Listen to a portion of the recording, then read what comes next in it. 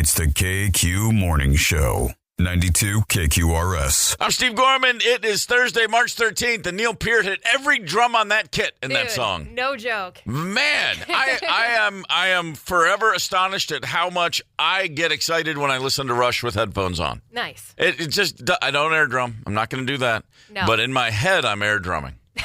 I'm just telling you. Thank you, Neil. Let's get to your top 5 at 6 for a Thursday morning. Apparently, researchers have determined something that we all already knew, and that is that most of us work out not to improve our health. We just want to look good. Dude, I go to the gym 5 days a week, and it's just because I'm a middle-aged lady trying to look good naked. Like, that's it. What's the movie American Beauty? Kevin Spacey's character is working out, and he's asking his neighbor, and the guy goes, well, sir, are you looking for this? Are you looking for this? He goes, I just want to look good without clothes on. It's just like the desperation. That's 100% all of it is. When I see somebody at the gym who is like genetically blessed with the perfect physique, I just go, what is wrong with you? You could be doing anything but this. Go home and eat Cheetos. Yeah, exactly. Yeah. Why don't we switch places? Let me show you how the life you're supposed to be living. I work out, and I do it more. I'm pretty much past trying to look great. You know, I try to be. I'll never be in shape, but I try to be in less bad shape. Okay. If that makes sense. Yes. The scale shifted about 25 years ago, where I was like, okay, I'm never going to get back to where I was when I was, 25. But if I could just be not as bad as I sometimes allow myself to get, that's the goal. It's really more about just the buzz. My mental health is, if I'm working out, if I'm even just walking, if that's all I have time to do in a day, I definitely am better for it mentally. So if same. Yeah, that's true. If I look good, then hey, that's a bonus. I'm all about the looks. Well, yes. Hey, it's working. Thanks. Number 3 on your top 5 at 6. Samsung, makers of flat screen TVs, have a bundle. They're calling it the Buzzer Beater Bundle. Okay. You can buy 8 flat screen TVs. 8. They range from 55 to 98 inches, all in one convenient package. And it's only $10,300. For 8 TVs? Why would you do this? So you can place them all on a giant wall in your house and watch all of the March Madness games, all of the NCAA tournament games at once. You don't have to flip channels. You can just have a wall of basketball. 8 TVs for $10,000. Game on. If this had been offered in the 80s, I would have stolen money to do this. Dude, because back then college basketball mattered. Yeah, I'm thinking about more like NFL or NHL playoffs is when I want to see this kind of stuff. But if I had the ability to just make my house look like a Vegas sports book, I totally would do that. Yeah, it would be pretty cool. Anybody that does this, I just can't help but think college basketball, women's college basketball has become extraordinarily popular with good reason. Yes. We get to know these players over the years, but the one and done and the NIL and the players jumping from school to school to school to school in 4 years, it's just destroyed college basketball for me and a ton of people from my old-ass generation. College basketball in the 80s was a better product than the NBA, and now it's like not even close. I don't know. My favorite teams, I don't even follow till the tournament, and then I just check the scores. I don't know. Just lost it. But hey, if you're still into college hoops, man, $10,000, you got a Vegas sports book in your basement. Good luck to you. Number 2 on your top 5 at 6. Oh, Butch and Sonny, you didn't really think you were coming home, did you? So close. Oh, my God. The astronauts, Butch Wilmore, Sonny Williams, they've been stranded for 9 months at the International Space Station. A SpaceX SpaceX rocket, a mission to go to the ISS to pick them up and bring them home, has been canceled. No. Scrubbed would be the word they use. Every time I see a SpaceX rocket, it's blowing up somewhere. So like every couple weeks, there's like a video. It's like another one fell apart over the Atlantic. So, yeah, make sure you get it right. We want to get these guys home. Absolutely. To remind anyone, they went up in June for an 8-day mission, and they're still there. And it's mid-March. I know, and they're putting on the brave face, but it's got to be getting taxing. I got to think that there's an extra little something in that pension plan if they ever get home. If they get back. Man, good luck to you guys. Spring Valley, Wisconsin, we're thinking of you this morning. Glad to have you with us. That's over there, too. That's not Spring like Valley? That's not like a 60-yard pass. That's like you got to get in the car and really, it's out at the outer limits of the eastern seaboard of this station, I would imagine, our signal. It's a nice, long Saturday morning motorcycle ride. Yeah. Oh, man, that would be nice. Beautiful over there. Happy to have you with us, Spring Valley. Number 1 on your top 5 at 6. If you're planning to go to Spring Valley, you got to fill up the tank, don't you? That you do. Well, head down to Chaska because holy smokes, are they battling it out for some gas prices down there. Real street turf wars happening in Chaska, Minnesota. I'm so bummed that I missed the gas wars of the 70s. Yeah, real stuff going on here. The average price for regular unleaded in Minnesota is $2.99. The Speedway, Quick Trip, and Costco on North Chestnut Street in Chaska are selling regular unleaded for significantly less. Oh my goodness, the premium is at $3.27, but if you look at here, unleaded is $2.24 a gallon versus $2.27 a gallon. This has people wondering how low will they go. Now there's a rumor that that Jim at that Speedway, part of it is he's peeing in the gas to load. $2.25 for a gallon of gas. There's a Quick Trip, a Speedway, and a Costco, and they're all battling it out down there. If you're already there, good for you. Don't know if I'm going to make the drive myself, but if I'm heading that way, I might think of that. Other people need to get in on this. We need one in every quadrant of the metro. Get some gas wars started. Yeah, can we not? Is it that difficult, really? I don't remember the year. I'm going to say late 70s, but I have a very, very firm memory of just being in the backseat of the car with my parents, and Dad pulls into the gas station, and my mom goes, "Oh, for what?" And it was like $1.01. It had finally hit $1 a gallon. And she was just like, I cannot believe this. Right? And my dad's like, some bitch Carter, whoever. He's just bitching about something. But they were freaking out that it was $1 a gallon. I mean, couldn't believe it. Yeah. And I was like, and I remember them saying like, well, when I started driving, it was 9 cents a gallon or whatever they would say, or 22 cents a gallon. It's like, I remember once my mom said they'd go to the movie and take a quarter. And a 25 cents would get you into the movie and get you a little caramel candy and a thing of popcorn for 25 cents. The ticket and the popcorn and a piece of candy. Man. Yeah. Those are the days. Yep. Not so good with a lot of other areas of life. The movie theater smelled like urine, but hey, whatever. Whatever you're going to do. There's your top 5 at 6 for a Thursday morning. Sports History 92 KQRS. All right, let's look back. It is March the 13th. On this day in 1954, Bobby Thompson of the Milwaukee Braves. Now, Bobby Thompson is the guy who hit a home run. The shot heard around the world in the 1951 World Series, in the National League pennant race. One of the most famous home runs in baseball history. 3 years later, he broke his ankle sliding into a base during spring training on this day. No. And he was replaced with a young rookie named Hank Aaron. Oh, no way. And Bobby Thompson had to start looking around for another place to play. Oops. When Hank Aaron's on the bench, don't break your ankle, Bobby. Yeah, not a good plan. A year later, in 1955, Maurice Rocket Richard of the Montreal Canadiens was ejected from a game for fighting. Okay. 3 days later, the commissioner of the league suspended him for the rest of the season. What? Canadiens fans, they went on a looting and vandalism spree all over Montreal. Destruction of property. They literally rioted over the Rocket being suspended for the rest of the season. Is it that hard to destroy Montreal? Look, man, they got all that poutine up there.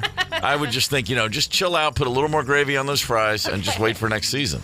They're nuts up there. They don't know. They want to be French. They're Canadian. The Quebecois are a troubled people. I hear. It's the KQ Morning Show, 92 KQRS. It's the KQ Morning Show on Minnesota's Classic Rock, 92 KQRS. Thursday, it's March 13th, and here's something I do all the time, and my daughter calls me out on it anytime we're in the car. Okay. It's a random thing. We all do it at least once, but apparently I do it all the time. When I go around a driver that I'm annoyed at, I look over and I have to see what the person looks like. Yes. Always. Yeah. Because I'm like, does this person look as dumb as I think they're going to look? and it kills Marley. If she's sitting next to me, and I never think about it. I never have that thing of, don't do it because she's in the car. I will just do it. There's invariably someone's going to cut me off, or someone's going to be driving slow, or someone's weaving when I go around them.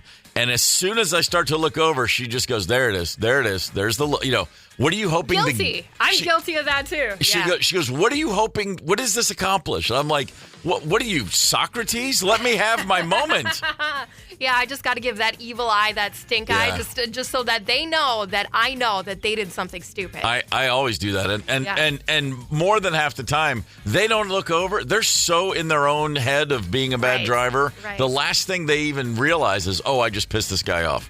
So then I just feel even angrier. I'm like, oh, you didn't even give me the satisfaction of you looking at me like with a dumb look and going, sorry, man. I mean, it drives me nuts. Here's another one. You ever call someone hoping they won't answer the phone, but then they see that you called and then it's like, my work is done here? I will purposely call people when I know that they're busy. Yes. Just so that I don't have to talk to them. Yeah. And then I won't leave a voicemail. I'll follow up with a text. Hey, sorry I missed you. Man. Maybe we'll try and connect later. Man, that's golden right there. Yeah. I'll do that. I'll call someone, they don't answer, and then my text is just hit me back, and that's it. And then it's like, that buys you like 3 missed calls in reverse coming back. You can just, they know I tried.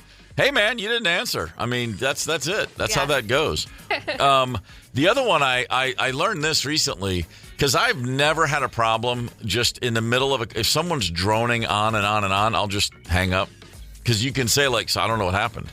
And then it gives a chance to reset because then if they call right back, you go, hey, I don't know what that was.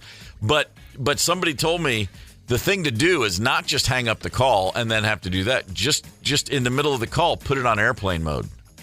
Because then it says that then you can say my battery died. Yeah. Then it's like then you just don't have to just leave it off for a couple minutes or a minute. They'll call back. It immediately goes to voicemail. They'll probably think their battery must have died or they're in a zone where they lost their signal. Yeah. And then at 60, 120 seconds later, you flip it back on and hope. And 90% of the time, you're out of the woods. This is real crafty of you, man. Yeah, man. I mean, that's just one of those things.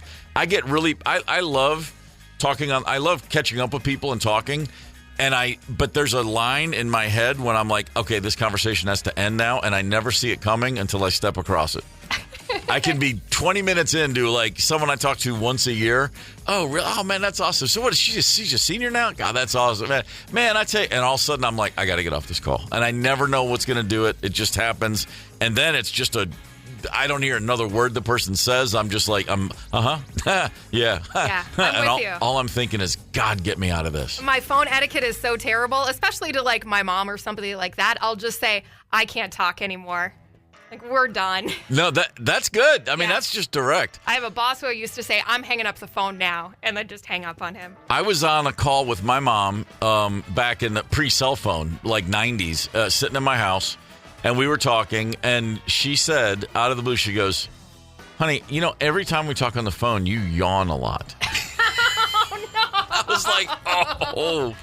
Look, I don't know, Mom. I guess probably means I need therapy. I don't know. Something's happening here. I don't know what it is. But she said, you yawn every time we're on the phone. Okay. And I was like, well, I don't get a lot of sleep these days, Mom. I'm kind of busy, and like thought about it. I was so self-conscious about it. Like, oh, man. And I kid you not, I'd talk to her on the phone and be like, do that thing where I'm like, oh, yes. Holding back the yawns. Swallow the yawn. The yawn suppression. Mm-hmm. Speaking of swallowing, you ever drink a glass of water and then it feels like a bomb just went off in your esophagus?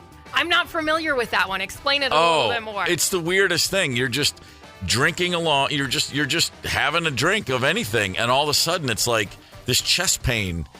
It just comes out of nowhere. I don't know if it's Is it a temperature thing or? No, not to me. It's almost like it's similar to when if you get an icy or a Slurpee and you slurp it real fast headache. And you get the ice cream headache, but this is in your chest when you're just drinking like water. That'll happen to me, and then there's nothing to say about it. You just sit there, and I mean, I remember being a kid and thinking like, is this a heart attack? I was like 9. Oh no! I also do this all the time. I walk into a room and have no idea why I walked in there. I mean, I do that too, and I try and not take more than a beat before I just start walking again to try and get my brain to cycle, to figure out what the crap I was doing. I will walk into a room, the Rosemary and the kids will be in there, and I'm like, oh, I gotta say this, or I gotta ask this question. And I take 9 steps, and I enter the room, and I see them, and immediately my brain's like, Remember that time that we went to see Sir Topham Hatt at the toy store and Thomas the Tank Engine, and and all of a sudden they just look at me and I'm like, it's a real thing with me. Like I'm like, give me a minute and I got to leave and reset, come back. It's kind of like when you're tripping. It's always good to get up and get out of the room, reset the brain. Yeah. You know what I mean? It's like just, hey, hold on. All right, fair enough. These are the kind of things that happen in a day. And you know what? I just felt it was important to mention them because we never talk about it. Absolutely. Divorce is never easy. Sometimes the longer you're with someone, living together, in each other's hair, in each other's pockets, you never get away. You gotta come up with some boundaries that you never think will matter when you're first, young love, early days of relationship. You're like, I don't care. I just never want to be in another room. I just want to hang out with you. You always hear about sleep divorces where a couple decides to just sleep in different rooms. Okay. Snoring is a big factor in that one, generally. Yes. Or if you have somebody who just thrashes in their sleep. That's me. Really? Yeah. You're a kicker and a puncher? Yes. I roll just from side to side. I don't thrash. I just turn over a good bit. My wife closes her eyes and does not move an inch until she wakes. It's amazing. For years I've just been like. Same with Mr. Ryder. It's like he's in a coffin. Yeah, that's exactly how she is. But it works because I'm not thrashing. She, that part. But I get it because if I drink, I snore. Fair enough. It's lots like of people do. That's just what it is. And so, there are plenty of nights when I have awakened myself snoring. Just do one of those, and then I'm like, where's Rosemary? And she's like, in one of the kids' rooms, or she's on the couch because she's like, there's no getting around that. But this is a different one. So sleep divorce makes sense to me. Okay. This is a couple in Maryland that have gotten what they're calling a bathroom divorce. Simply put. After years of marriage, this woman decided, I can't share a bathroom with this beast I'm married to anymore. Right. And I've never even considered 2 bathrooms for 2 people. Now, my cat has 2 litter boxes. Yeah. Milo's got one upstairs, one downstairs. Yes. So this is all of a sudden, I'm like, wait a minute. I've never realized there was a problem. I've never felt like I needed my own bathroom, but I can't say the same for my wife. But interesting enough, this is a woman in Maryland, Debbie Weiner, and she and her husband talking about the fact that they had to make this big choice, rehab their entire house to get a bathroom divorce. I think a bathroom divorce is best exemplified by 2 toilets, 2 sinks, and 2 ways to shower or bathe in the morning. We have everything separate. The pet peeve of my old bathroom was the wet, sticky floor every time I went to use the toilet.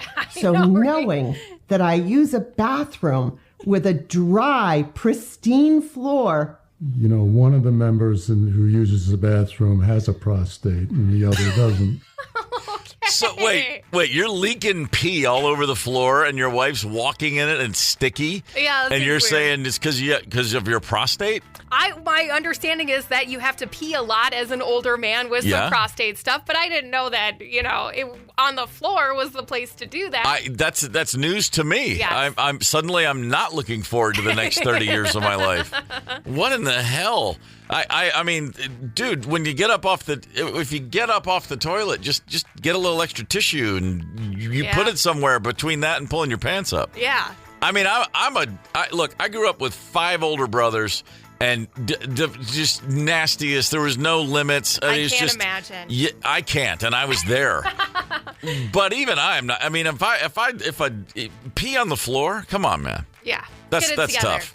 You really got to get that one together. Listening to the 2 of them, I'm confused if they renovated their bathroom so that the 2 toilets, the 2 ways to shower separate. Are all in one it's separate rooms. This is separate bathrooms. I did. Before the guy. I got to go way back. But I saw a girl briefly, and one of the early conversations we had, and it wasn't like we were discussing marrying each other. It was just a conversation about marriage, about life, about having kids, like you do when you're 23 years old, and you're just hanging out. It was a fine conversation. But I'll never forget, in the middle of this conversation, she just looked at me and she goes, one thing I will never, ever share is a bathroom. And I was like, what do you mean? She goes, oh, no, I have to have my own bathroom. I won't share a bathroom with a man. And I said, so if you live with a guy, you have to, if it's just you and him, you have to have 2 bathrooms. And she was like, oh, yeah, absolutely. And it was like no big deal. And that's it. We didn't go into it deep, but I remember thinking, yeah, that's a lot of work. That I don't think whatever she's looking for in a man, it ain't this guy. So confession, when Steven and I moved in together, it was during the pandemic, and then we're like, okay, we're gonna get married and we're gonna buy a house, and we're kind of doing this all at the same time. So as we're looking at houses, and we're both in our late 30s, my idea, I'm like, I think I got it. I think I have it figured out how we can have the perfect marriage. And I was like, we buy a duplex.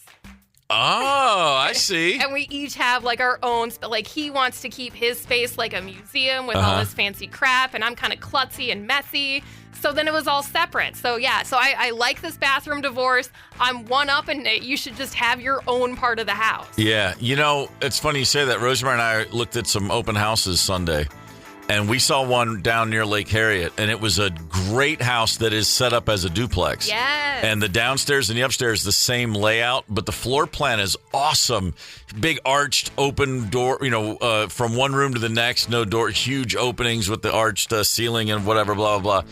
But, like a 100-year-old house that was just awesome. I walked in the ground floor and was like, this...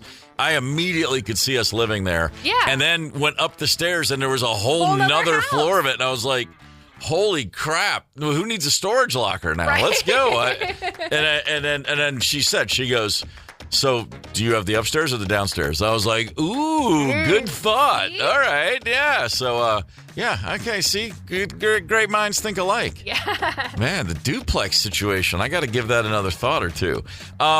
If you're traveling and somebody comes up to you, you're on the plane, you're sitting there, you're by yourself, and they come up and go, my kid wants to sit by the window. Will you switch with them if you don't say anything other than get out of my face? I think you're nuts, and I'll explain why. Hang tight. It's the KQ Morning Show, 92 KQRS. It's the KQ Morning Show on Minnesota's Classic Rock, 92 KQRS. A great band name, The Police, because the first time you heard it, you were like, The Police? What a dumb name. And by the third time you heard Roxanne, that name had been the word had been completely repurposed. Absolutely. Like, if someone said The Police, you no longer thought of a police officer, a cop. You thought of those guys. Mm-hmm. Great. That's the hardest. I got to get a band name. You got to find a word everyone already knows, and you got to repurpose it. It's making me crazy. Also, fun fact about The Police, Stuart Copeland, the drummer of The Police, his older brother, Miles Copeland, gave them the money to record their first album. Miles Copeland had a label called IRS Records. That was his label. That was, they signed REM and a bunch of other bands at that, 70s and 80s. He was going to sign The Police, his little brother's band. Okay, I'll give you a record deal. Go make the album. They record the album. They played that song, Roxanne, for the older brother of Stuart Copeland, the drummer in the band. His older brother is the boss, the record company guy. Yeah, easy in. They play him the whole record, and he goes, that's it? And they go, well, we got this other one, but it's kind of different. We don't dig it. The band thought Roxanne wasn't going to make the record. They were like, that doesn't really work. No. They played it for him. He listened to it once, and he said... And by the way, Miles, we had Miles on the show last year. He told this story. Okay. He said, I heard it once, and I said, guys, that's a hit. And they were like, you think? He goes, that's an absolute hit. And they said, oh, okay. And he goes, and I can't sign you.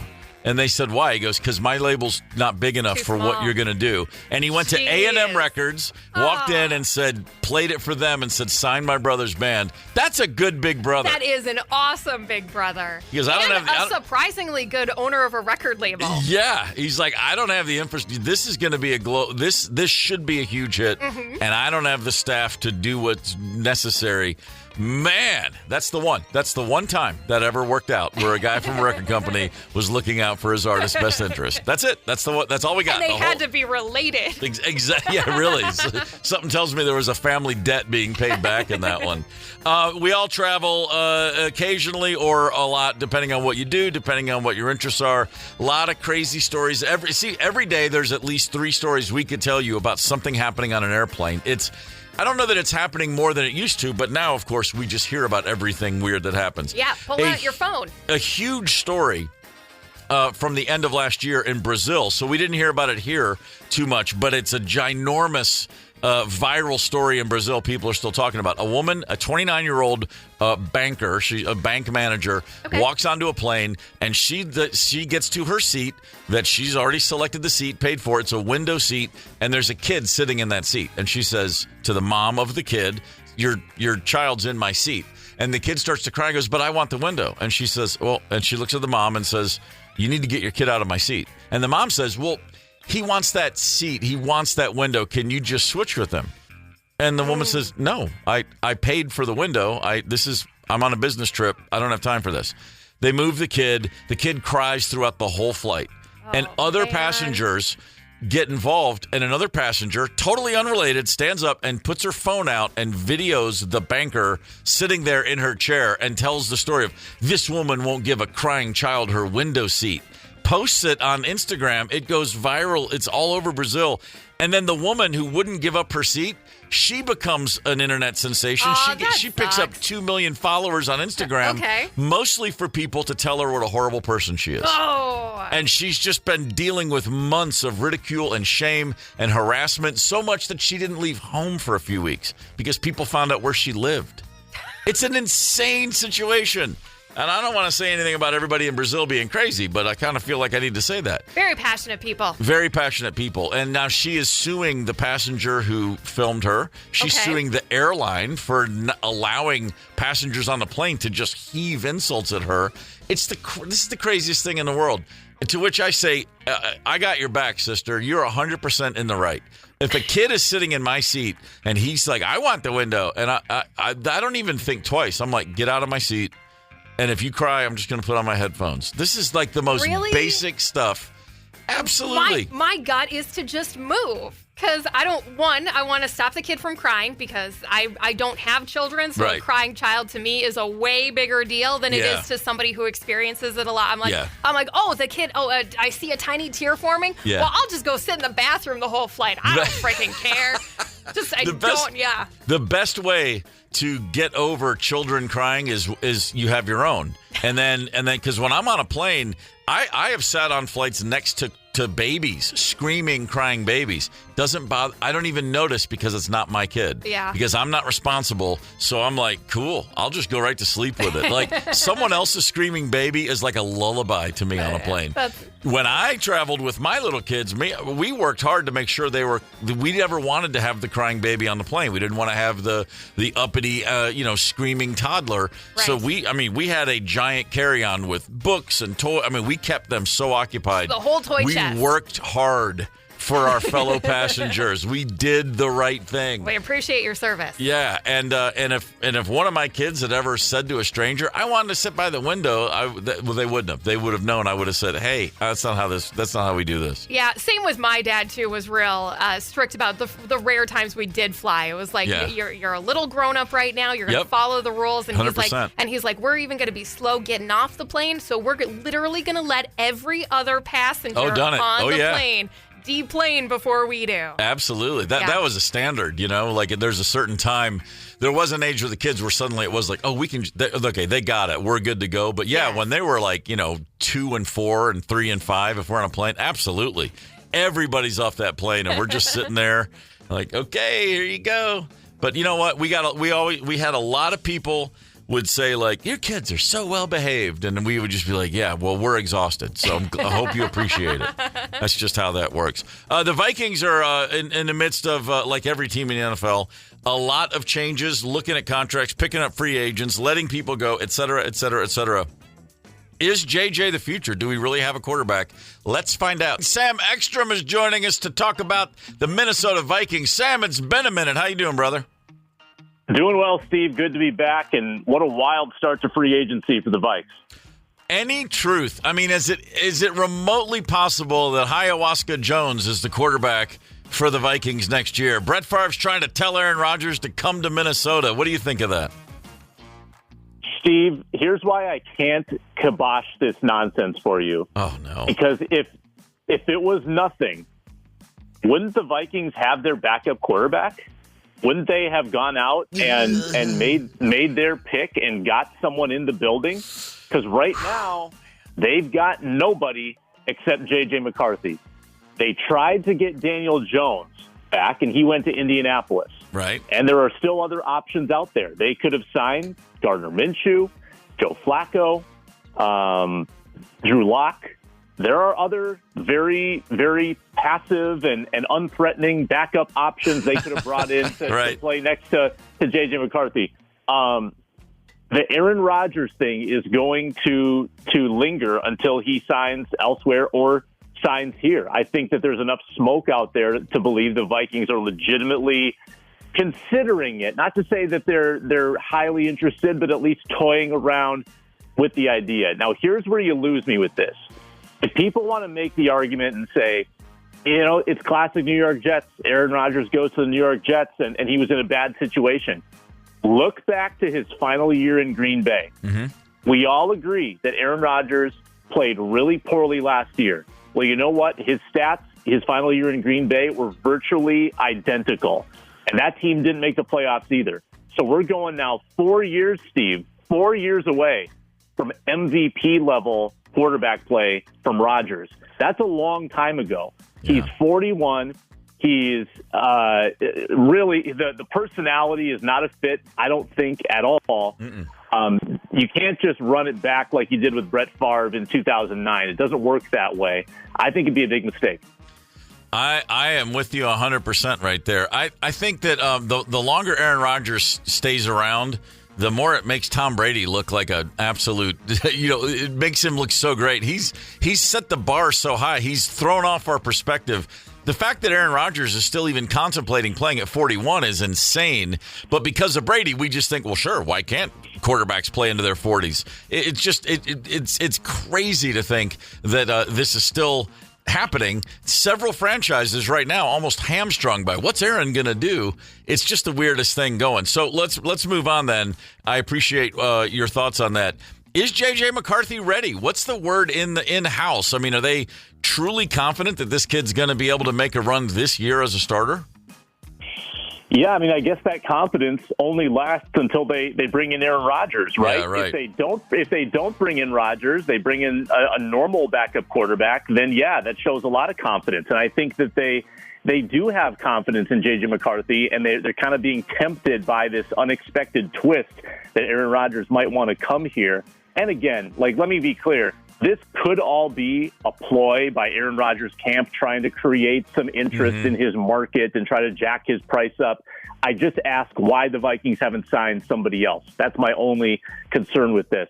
But I think that there's real belief in J.J. McCarthy. And look at the roster they're building around him, Steve. I'm sure we're going to get into some of the names they've signed, but they've bolstered all of their weaknesses. They've got an incredible stable of weapons. What better way to usher along a young quarterback?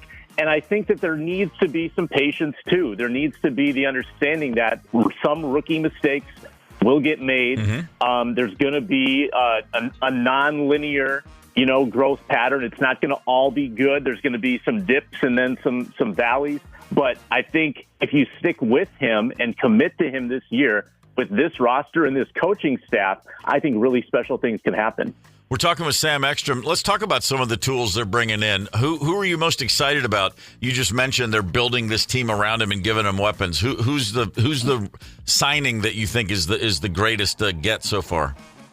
Yeah, I would say Javon Hargrave, 32-year-old defensive tackle from San Francisco. He missed last year with a torn triceps, played 3 games, and then was out the rest of the year.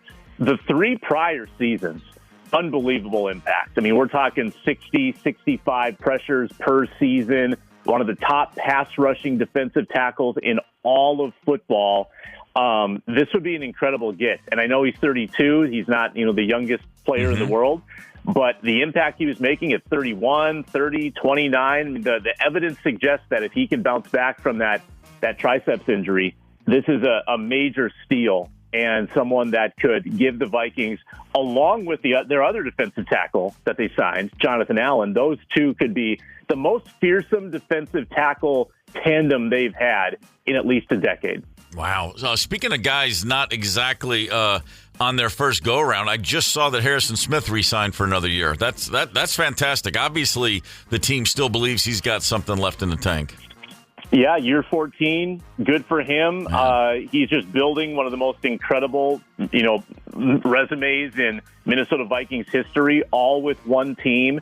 That never happens in today's NFL. He's taken, pay cuts. He's been around for multiple coaching staffs, and he fits like a glove in every situation, and everybody loves him. And I think it's cool that he keeps extending it out year to year, kind of based on his play. His play hasn't dipped, Steve. He still is fantastic at sniffing out the offense's scheme. He's a great tackler. He can blitz. He's got the best hands in the game. He can make interceptions. I mean, the guy is ageless. It's so fun to watch, and it's so cool that you have this veteran. I don't think there's another player, Steve, that is even 8 years tenured with the Vikings. Mm-hmm. And Harrison Smith is 14 years now with this franchise. Very cool.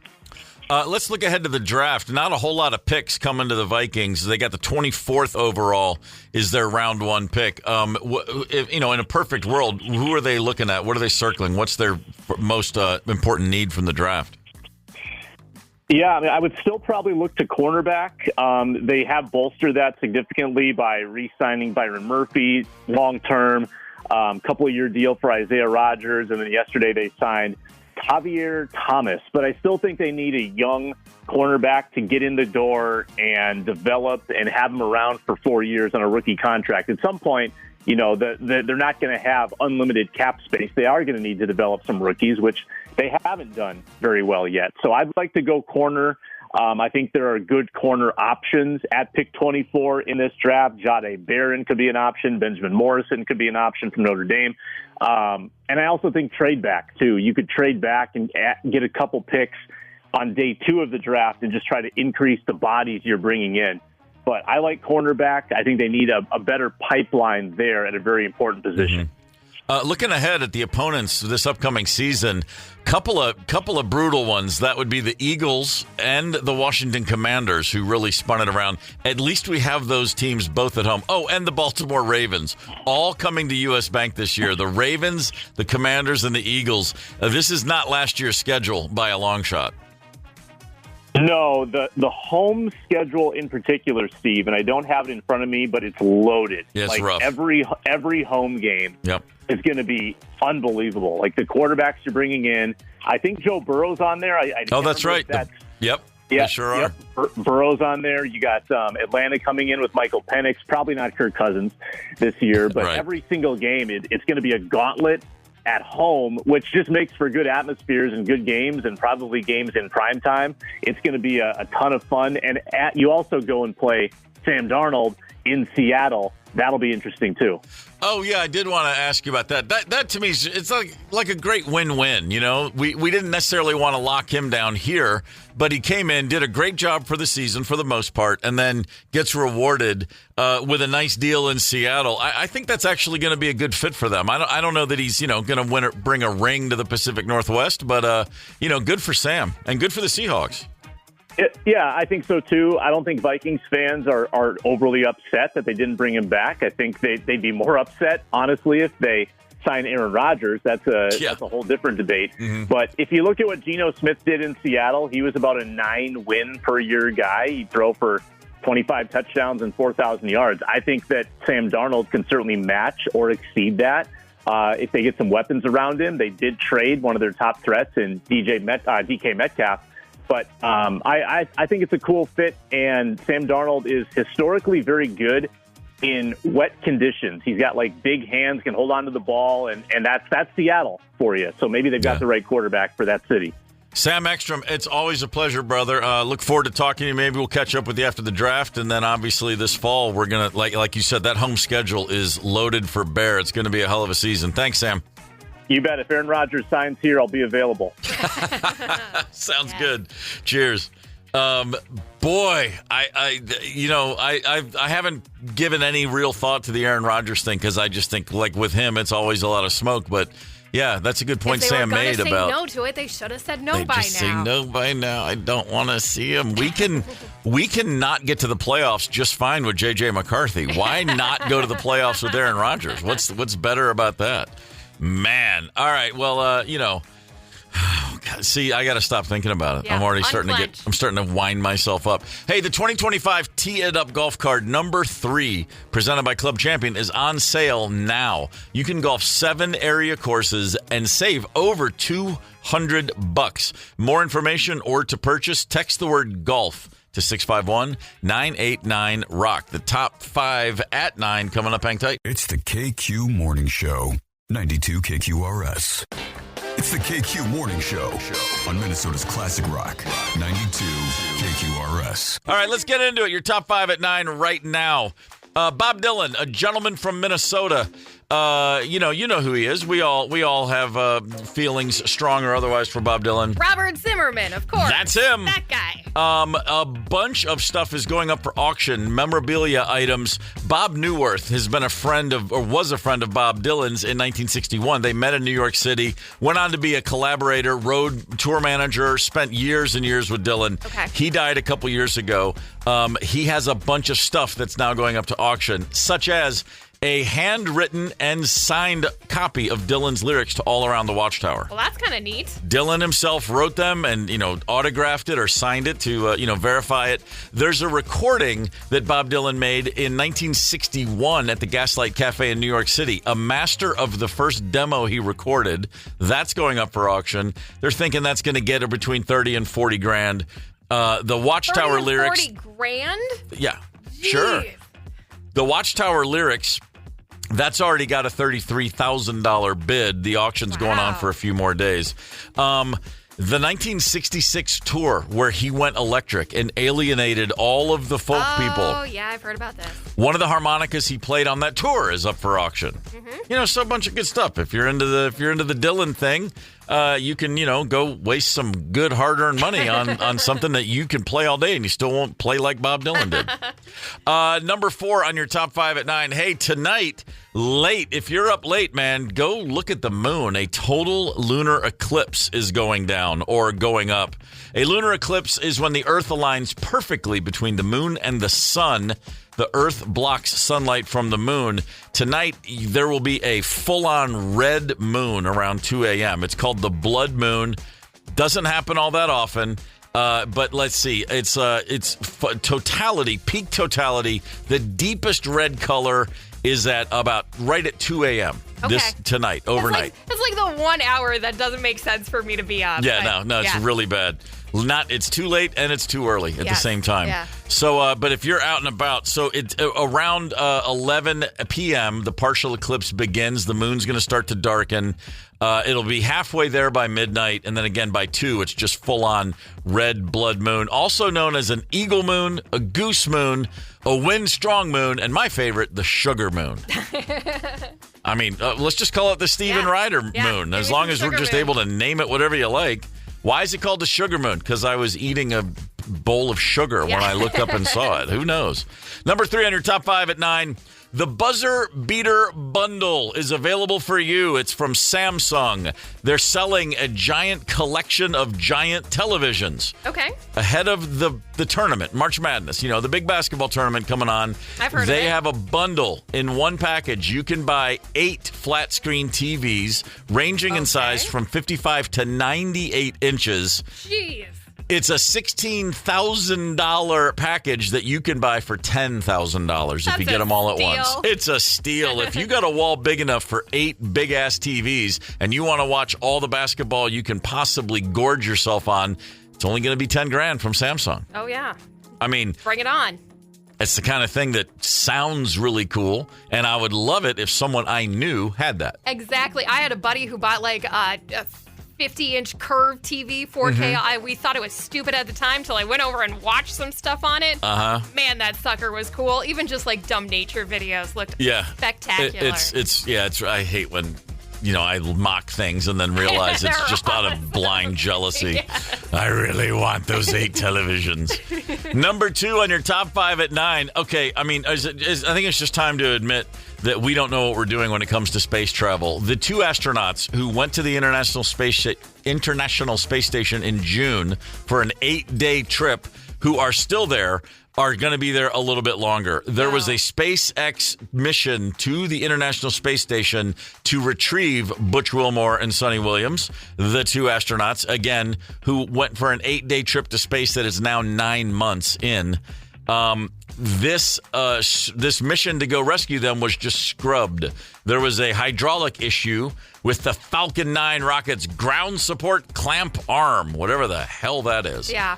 Man, I got to tell you, you send me to space for 8 days and it turns into 9 months. I'm not coming back the same person. No, those two got to be. They must be thinking we're getting punked. Somebody's messing with us. Like this seems like some kind of really long, elaborate prank. Yeah, they're saying they may get another rocket up there by tonight, maybe. But it's like, well, it only took 1 day to fix it. Really, you got it all figured out in a day. Yeah, they're just. I mean, how much Tang can one person drink in a lifetime? Hey, Prescott, Wisconsin. Good to have you with us this morning. Always happy to give a shout out to the good people of Prescott, Wisconsin. Course. Number 1 on your top 5 at 9. If you're looking for a cheap tank of gas, Chaska has got a gas war for the ages going on. All right. The average price for regular unleaded in Minnesota is $2.99. The Speedway, Quick Trip, and Costco on North Chestnut Street in Chaska are selling regular unleaded for significantly less. Oh my goodness, the premium is at $3.27, but if you look at here, unleaded is $2.24 a gallon versus $2.27 a gallon. This has people wondering, how low will they go? You get a tank of gas, you're saving, $10, $15, $20 depending on your tank. Yes, people filling up a big Suburban, it's like $50 every time that you stop. So that's a very good point. I'm just trying to do the math in my head quickly. Is it worth going to Chaska just to get the cheaper gas? So far, no, but who knows? Something could change. It's worth talking about it so that Bobby and Steve's downtown maybe decides to start their own gas war. Now we're cooking with gas. See what I did there? I do see what you did there. Yeah, all right. Yeah, seriously, guys, let's get a little Minneapolis gas war going. Yes. I like that. Thanks for leading the charge, Chaska. Yeah. We appreciate you. All right, there's your top 5 at 9. The day is stretching out in front of us. Nothing but opportunity, Ryder. What are you going to do today? What you going to do? So we got a guy for everything, and we got a tax guy. So Mr. Ryder and I are meeting with the tax guy tonight over dinner. And to gear up for the lunar eclipse tonight, and because it's my ultimate Calm the F Down album, I'm going to listen to some Dark Side of the Moon and find all my paperwork. Right on. Yes. Before I find out what you're going to do today, how was the show last night? The show last night was, you know what? It was great. I went to see the Michael Shannon and friends, Jason Narducci, my buddy John Worster at First Ave playing REM's third album, Fables of the Reconstruction, and then just a ton of host of other REM songs. And they went deep, all the B-sides. Some of the stuff they played, I was like, I can't believe they're playing. I hadn't heard since the 80s. I did not stay till the end, as it was a school night. But I got out of there late night for me. But it was fantastic. And I went in there with a little kind of it's a little odd, just the concept of this to me. So you hadn't seen them before? No, okay. I hadn't seen it. I've seen videos on YouTube, people post. And I'm hearing about how cool it is. Mike Mills, who's in REM and is a buddy of mine, we have a new band together. What's that band called? Oh, stop. He said it was actually really cool, and he's like, I said, is it weird? He goes, it's a little strange, but then once you get into the mood, it's just this expression of love for music, for this band's music. These guys, and they played great. It sounded great. The crowd was having a blast. Good. I mean, it's everything about it was fantastic. I'm really glad I went. What are you getting into today? I'm going to recover. Okay. I'm going to recover. But we know what the big news of today is. This sleeping beast at my feet is 8 years old today. Oh, happy birthday, Chauncey Gorman. Chauncey Gorman is 8, which is just crazy to think about. Does he get anything, like any kind of special treats or something? You get him a pierogi? What do you do? You know what? That remains to be seen. Generally speaking, just maybe a couple extra, moments out in the sun today if it comes out. Right. He'll get an extra good He'll get at least 2 good, solid walks today, and they'll probably be a little longer than usual. Nice. That's all he needs in a day. Happy birthday. Tomorrow on the show, Dean Delray, a great comedian, is going to phone in. We'll check in with him from Los Angeles. Oh, we're going to play WTF tomorrow. That we are. Wisconsin, Texas, Florida. Chris Nelson's up next with your chance to win Minnesota Craft Beer Festival passes. Right on. Hang tight. Get the KQ Morning Show podcast wherever you listen. 92 KQRS.